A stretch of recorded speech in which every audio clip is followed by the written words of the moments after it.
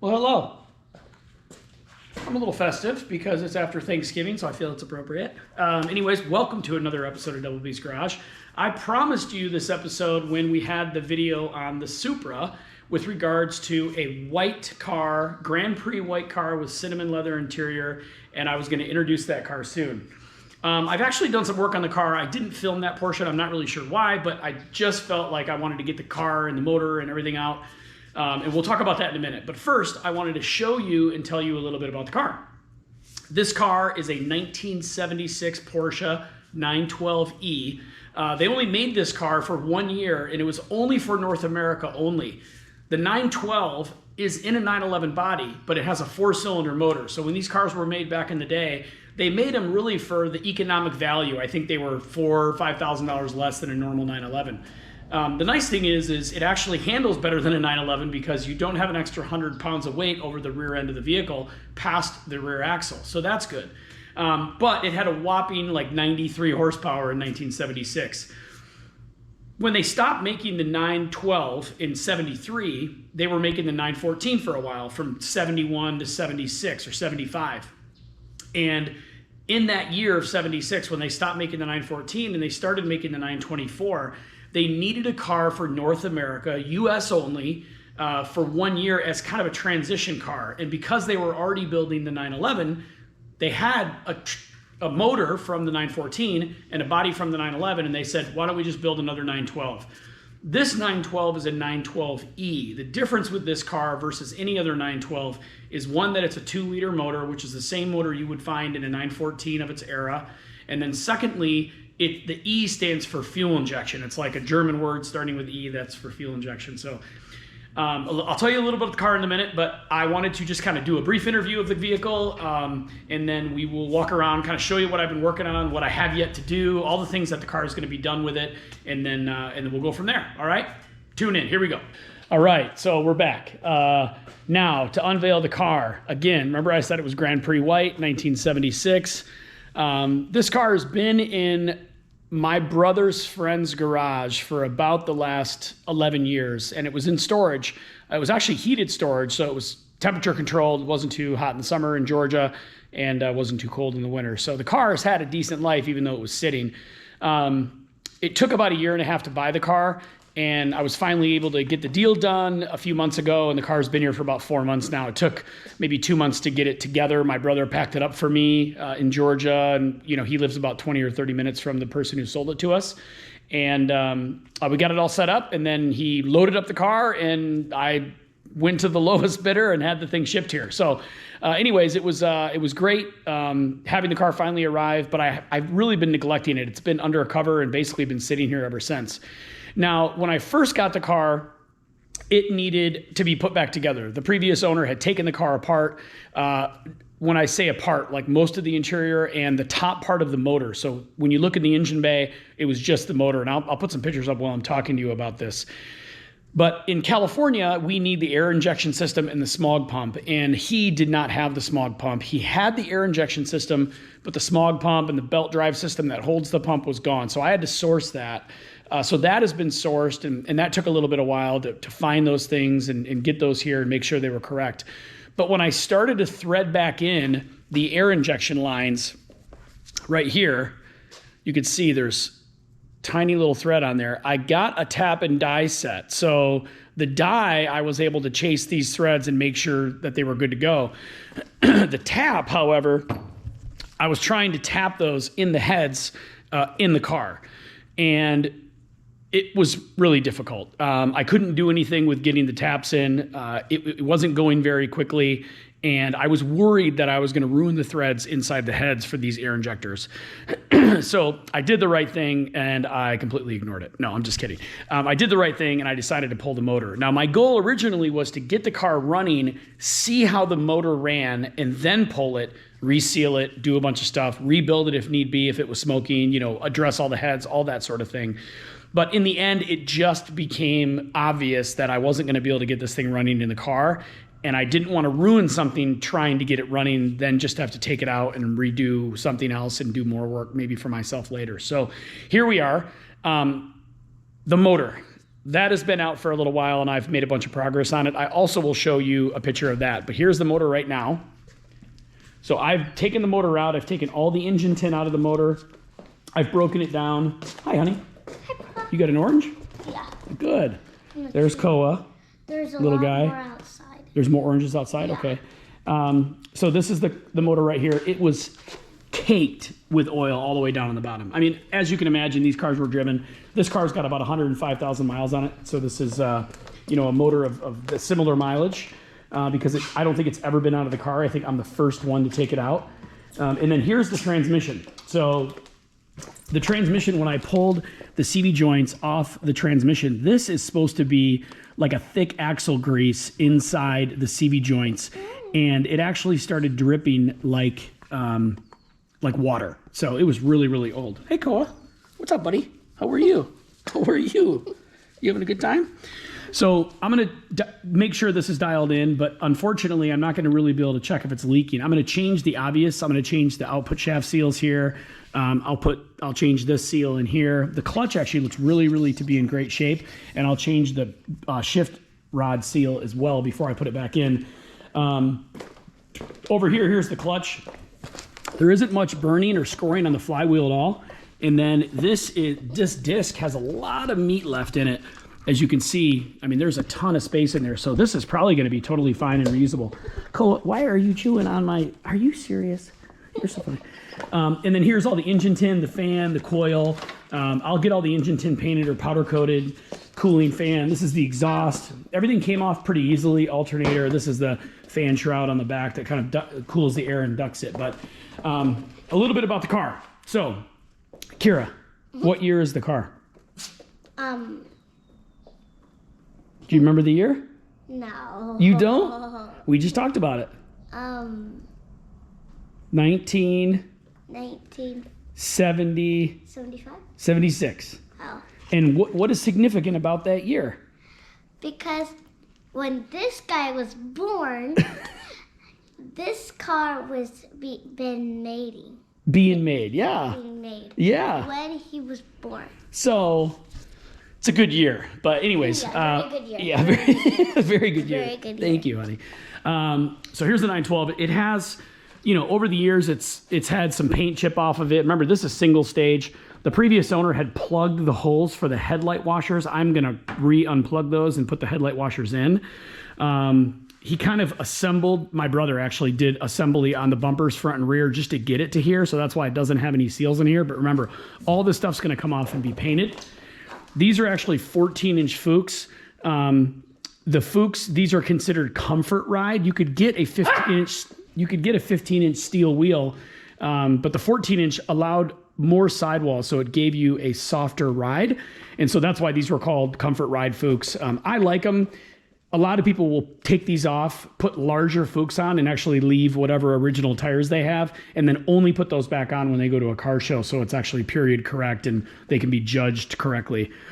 There was a crease in the door here. We're not sure why this happened, but it actually came with another door.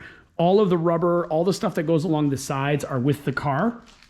And then you can't see through that wheel, but I've done all new brakes. I went to PMB Performance in Murray, Utah, just outside of Salt Lake City, and they did all the brakes for me. I sent them my cores.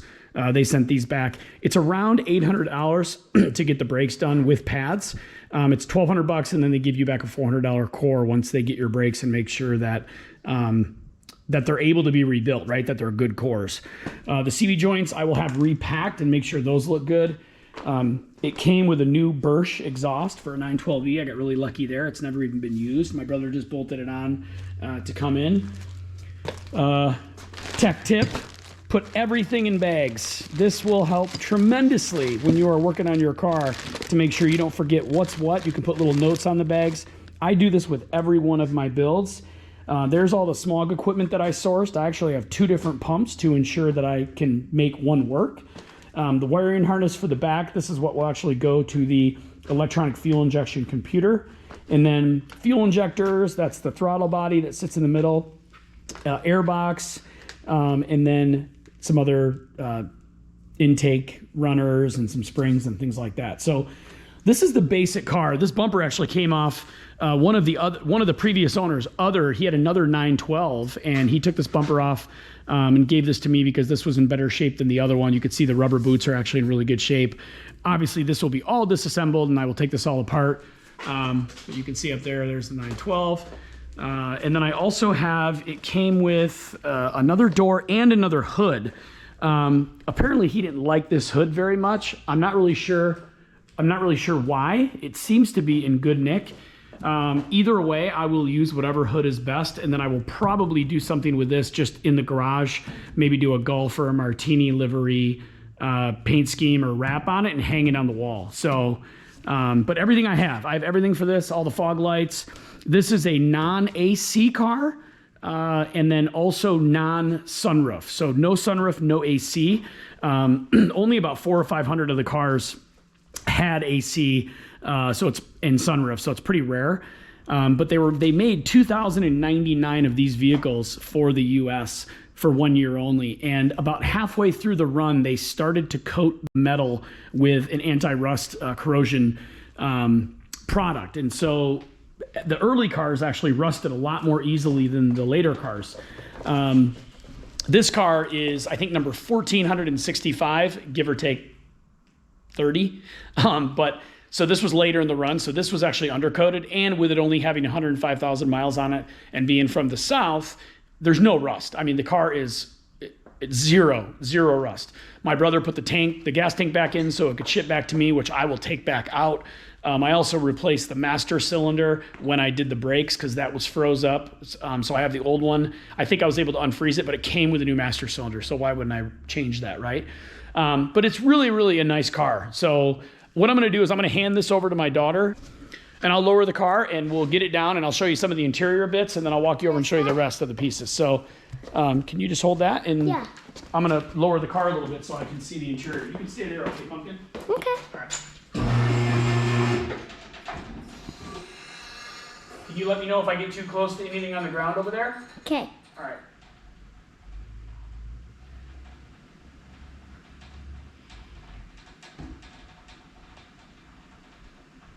Okay, we're getting close. You're getting close. All right, how's that? Yeah, good.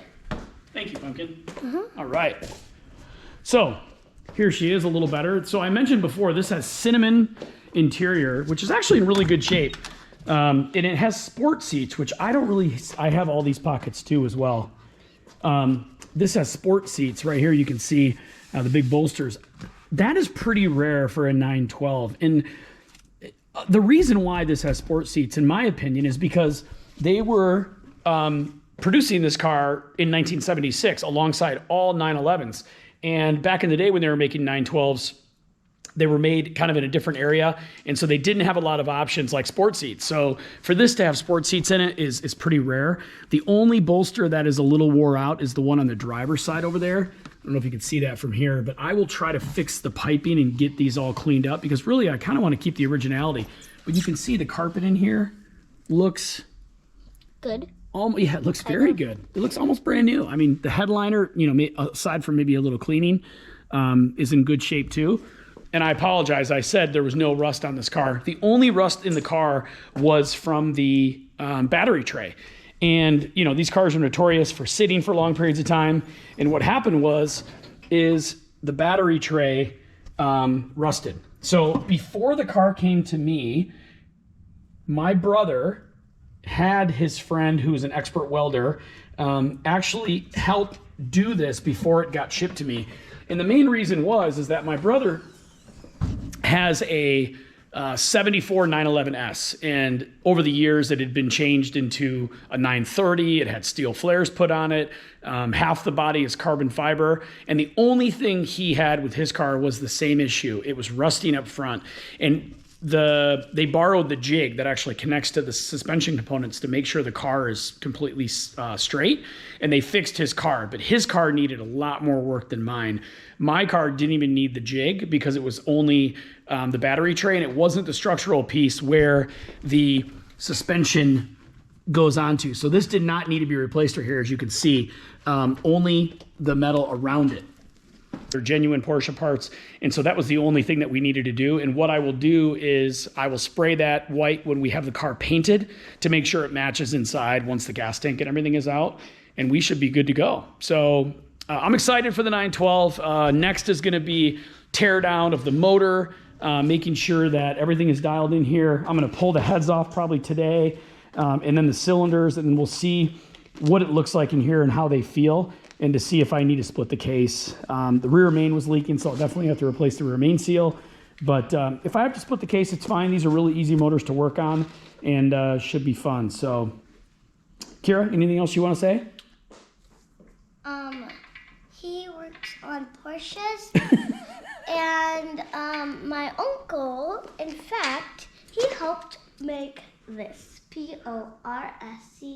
Yeah, he helped hang it, right? Yes, and that is a Porsche. A Porsche also, yeah. And my dad works on a lot of Porsche cars. Like and subscribe. Anything else? So, Kat's got her tongue there, but so we are good to go. More to come on this. I really appreciate everybody tuning in and taking a peek at the car. I hope people are interested in this. I mean, it's a rare car. I had kind of asked, what I should do. Should I, if you guys want to comment on the video, you're welcome to, but I almost was going to turn this into an off-road Baja style 911 or 912. The problem is I wouldn't have a lot of power in the car. So I'd have to put a 911 motor in it. And now you're just changing a lot of things on a car that you really don't need to. The other thing I was thinking about doing was putting a 911 motor in it in general without doing a Safari build. And every single person I asked told me to maintain the 912E because of its rarity and just keep it what it is. So that's what I'm going to do. More to come. I appreciate you watching. Like she said, if you like the videos, please like and subscribe and tell others. And I'm hopeful that we have this done It's okay. within the next few months. So you want to say goodbye, Koa? Bye, Koa. All right. Thanks for tuning in.